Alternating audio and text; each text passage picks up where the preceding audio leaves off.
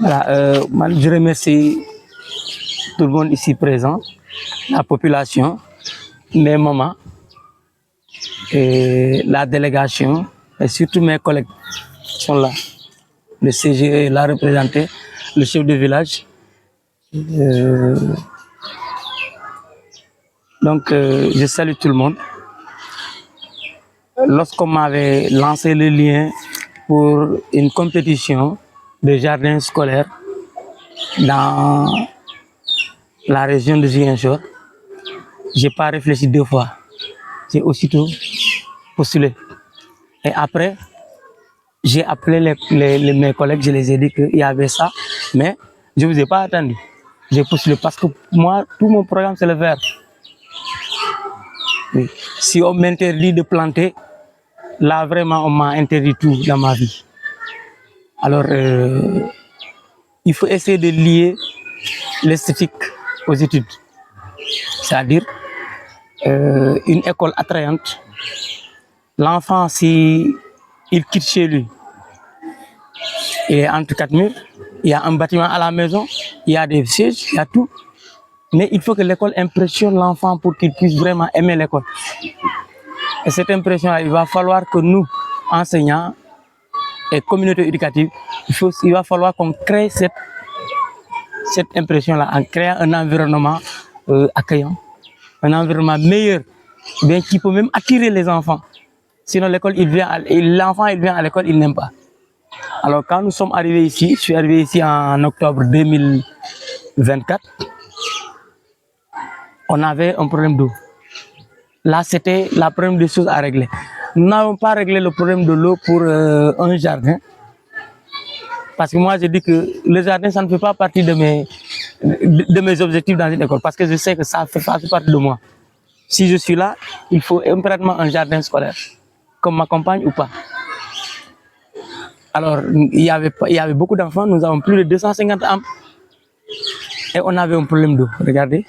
On va puiser au niveau des maisons là-bas. On a fait nos demandes avec l'équipe pédagogique, avec nos connaissances. On a su décrocher un mini-forage avec ICO, inauguré au mois d'avril. Et dans ce mois d'avril même, avec les collègues, nous avons entamé le programme de jardinage. Mais il s'est trouvé que les animaux entraient de partout. Alors nous nous sommes dit, essayons de trouver une solution. Et la solution maintenant, amener les piquets, essayer de fermer. Et c'est ce qu'on a essayé de faire. Ensemble, nous avons fait ça avec l'appui du CGE et l'équipe pédagogique.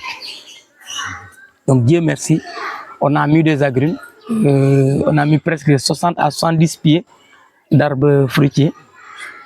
Il nous reste juste à reprogrammer le programme du jardin scolaire. Maintenant, moi dans les jardins scolaires, bon, je suis un peu en déphasage avec ce que M. a dit, hein, choisir les meilleurs élèves pour travailler dans le jardin. Moi, je dis que le jardin scolaire, c'est un moyen pédagogique, un moyen d'étude. Par exemple, dans le cadre de l'interdisciplinarité, l'enfant va pouvoir développer ses compétences en activité géométrique, en activité de mesure, vous voyez, en activité de numérique, parce qu'il va calculer. Entre les lignes, il y a combien, ainsi de suite. Il y a toute une technique qui est là. Et cette technique sera exploitée. Le maître peut quitter sa classe et venir dans le jardin, dispenser un cours au bénéfice de tous les élèves. Maintenant, quand on veut confectionner des planches, c'est de l'activité numérique, c'est l'activité géométrique. On peut mettre des planches sous forme de carré, sous forme rectangulaire, circulaire, et tout ça. Pour pouvoir, on va essayer de les entretenir.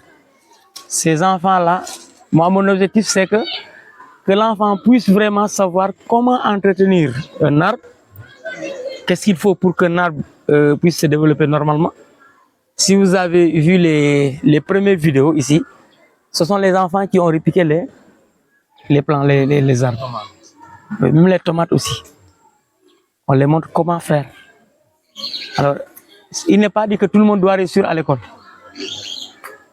Mais au moins que l'enfant ait un potentiel, un background qui lui permettra au moins d'aller de lui-même faire quelque chose après. Aujourd'hui, si je prends l'exemple, moi j'ai quitté une école où j'ai créé un jardin scolaire. J'ai quitté une zone où on ne connaissait même pas l'arbre, je peux dire, parce que dans le Fouladou, dans le Samekanta. Mais aujourd'hui, les enfants que j'ai laissés, ils sont dans le jardin. Les élèves, ils sont devenus des mères de famille. Le village, il n'y a même pas de citronniers. Aujourd'hui, il y a des citronniers. Parce que la femme africaine qui cuisine sans citron, vraiment, c'est autre chose. Aujourd'hui, il y a tous ces arbres-là là-bas. Alors, si je parle du cas, un cas plus récent, le cas de Djounou, aujourd'hui, il y a des élèves qui avaient des difficultés à l'école. Ils sont partis au centre. Mais qu'est-ce qu'ils disent? On m'a dit que tous les enfants de Djounou, ils disent qu'ils vont faire agriculture au centre de Baïla. Ceux qui viennent de Djounou, agriculture. Le reste, agriculture. C'est parce qu'ils l'ont vu quelque part. Qu'est-ce que ça nous rapporte? Aujourd'hui, à part le support pédagogique que le jardin nous a rapporté, aujourd'hui, à Djounou, ils ne récoltent pas moins de 500 000 francs par an au niveau de leurs agricultures. Et déjà, vous voyez que cet argent-là va nous permettre de faire fonctionner nos établissements. Aujourd'hui, il n'y a plus de programme de financement des établissements. Les écoles se prennent en charge. Le président du CGE, il ne va pas me laisser mentir. Je lui ai beaucoup bousculé, beaucoup talonné. Il n'y a pas de l'argent, mais il court de gauche à droite pour trouver de l'argent, pour pouvoir organiser des prétextes, des tests, des compositions, des évaluations de fin d'année. Donc tout ça, il faut un fonds.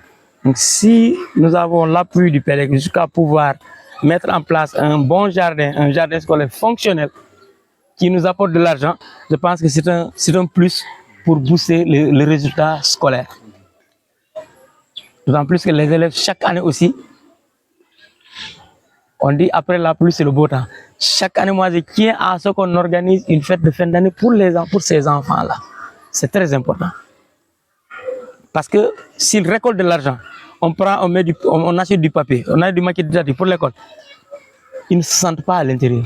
Mais lorsqu'on va organiser une fête de fin d'année, ils vont se sentir vraiment impliqués. On dit que nous, on a travaillé, voilà ce qu'on a eu. On a mangé le fruit de notre travail. Donc, que de payer seulement du matériel scolaire au-delà, on essaie de, à beau les expliquer, on a acheté de l'acre, on a acheté du papier pour vos évaluations, ils ne vont pas comprendre, ce sont des enfants. Il suffit d'organiser une petite fête de fin d'année pour qu'ils se sentent vraiment impliqués. Voilà. Donc, vraiment, si j'ai quelque chose à dire, c'est ça. Sinon, remercier l'assistance, à commencer par le chef du village, le CGE, l'APE, les sages